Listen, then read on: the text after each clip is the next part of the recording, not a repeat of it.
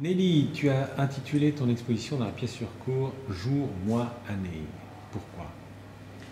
Alors, ce titre me plaît parce qu'il évoque le temps qui passe.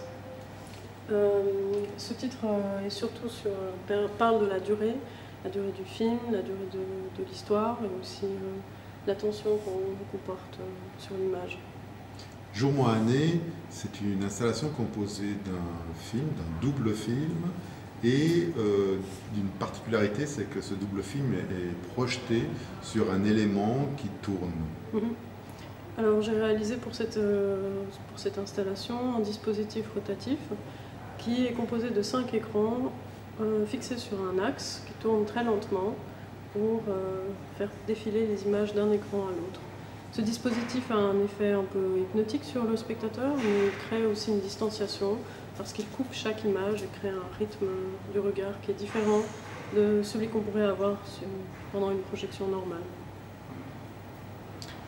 Pourquoi avoir choisi ce site de Bujuza en Bulgarie? J'ai choisi de filmer ce site parce que le bâtiment m'intéressait et aussi ça permet de créer une promenade étrange dans un lieu qui est méconnu et qui est en train de disparaître. Dans le film, il disparaît parce qu'il y a du brouillard qui passe devant le bâtiment et il s'efface totalement de l'image, mais il disparaît aussi de l'histoire et il s'effrite. C'est un bâtiment qui a 30 ans mais qui est déjà dans un très mauvais état. C'est un bâtiment qui a une histoire, qu'on peut facilement trouver d'ailleurs sur Internet. Un bâtiment qui était fameux à un certain moment.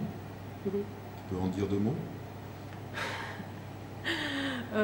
Oui, ce bâtiment est le symbole du communisme, mais il a été réalisé lorsque le gouvernement était déjà sur le déclin, et c'est pour ça qu'il a été abandonné par la suite.